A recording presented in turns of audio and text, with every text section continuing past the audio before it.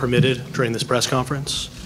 I'm here with FGCU head coach Coach Smesko, who's joined by student athletes China Dao and Lisa Saradishka. Coach, would you like to make an opening statement? I thought Stanford was excellent today. Their offensive ball movement and efficiency and execution was outstanding. It was better than our defense today. And, I thought a big part of the game was the first quarter. We had, more defensive breakdowns in the first quarter than we had the whole game against Missouri.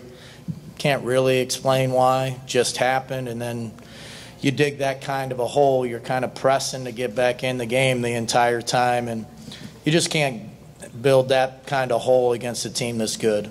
But I was proud of our team's effort and that they kept competing, got in it in the fourth quarter, knocked it down to 10.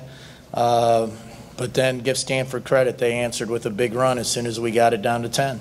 But great effort by Stanford. They look like a team that has a real good chance of getting to the Final Four, and they've been great to us here, everybody at the university, and we really appreciate it. Thank you. We'll now take questions for the student athletes first. As a reminder, please begin your question by stating your name and affiliation. Tom Fitzgerald, San Francisco Chronicle. China, you had a great performance here at Stanford. I wanted to ask you how much their height affected your team's play in this game. It affected us a lot as far as going to the lane. They was way bigger than Mizzou. So, our drives wasn't open, but we could have cut in penetration and do the right things when they did come over. That's what we practice in practice. But it was very effective, and what he said, I wish I would have grew overnight, but it didn't work out that way, so their height was very effective. Hi, Janie McCauley from Associated Press. You found your shot after halftime. How, I guess, encouraging was that, but also what kind of looks were you getting in the first half? I had many open looks in the first half. It just wasn't falling. But if you know him, you know our program. If you missing, just keep shooting, because that's what we're taught. Like, don't just get down on yourself about keep shooting. So that's what I kept doing, and it fell in the second half. So it worked out. And is it too soon to look at 431 threes and say, wow, that was pretty special? If you take a look at my percentage last year, my percentage this year is really amazing for me. And, I was working on my shot over the summer, and it came through. So it's good.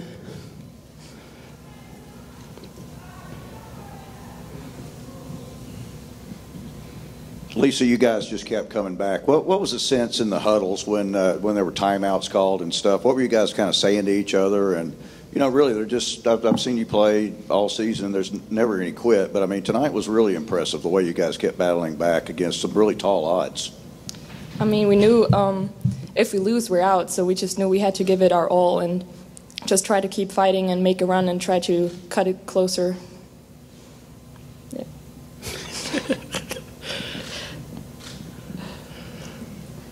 Hi, Lisa. Could you speak about the 431 threes and just that was your team identity and your hashtag, and it's an NCAA record and kind of a special mark?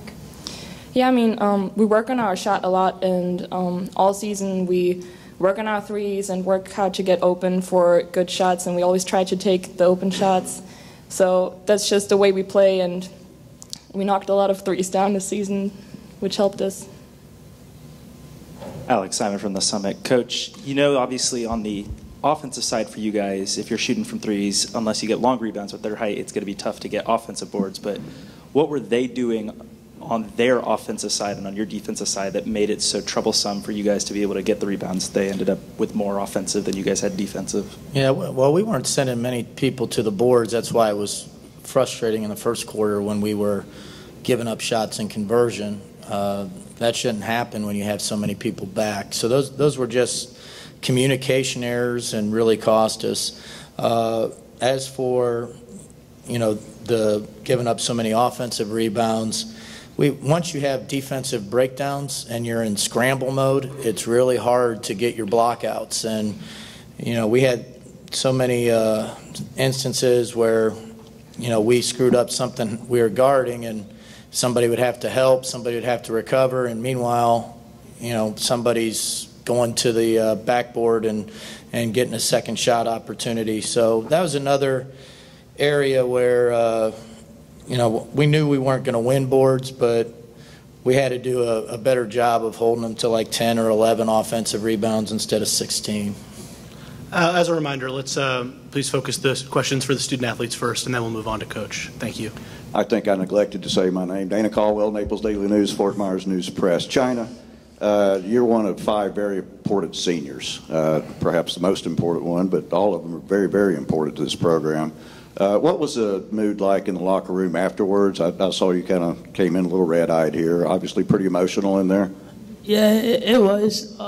It's just playing for the last time, playing your last senior game, I think Naz gave us, like she's going to miss us and stuff. But, it's more than just basketball when it comes to your teammates.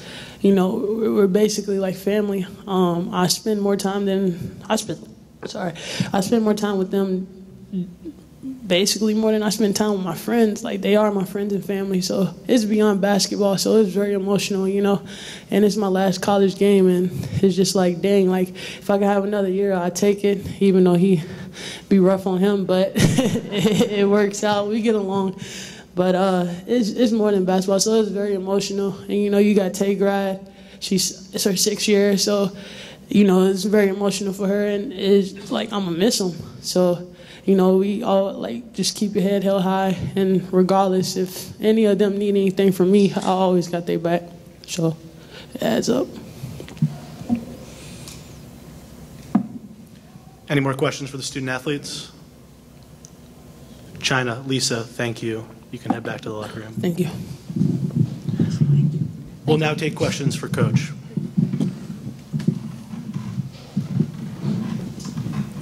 Yeah, Carl, obviously a huge size disadvantage tonight, but they weren't just tall. They're very, very skilled, aren't they? That was a tough out right there. Yeah, they're a talented team. Smith had an amazing game against us. Her picking and popping and knocking down threes and being able to go inside and post up. She was outstanding tonight, but they've got a lot of really talented players, and they're playing really well right now.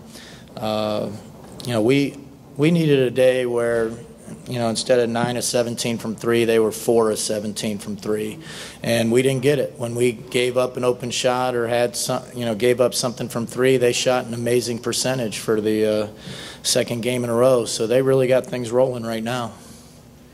Yeah, John Reed, card reader. You played Ohio State earlier, right? And any comparisons? I know it's a different time of the season, but how do you compare Ohio State to Stanford? Well, their size and athleticism are pretty similar, and the way they get out in conversion, both teams are great out in conversion. So, I think there's definitely some comparisons. I know the last time they played, it went into overtime. It was a great game. I think Stanford has a real chance to move on and advance further in this tournament. If they keep shooting the ball the way they shot it tonight, I wouldn't bet against them.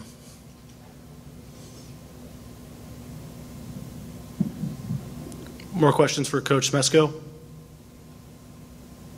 Coach, thank you. Thank you, guys.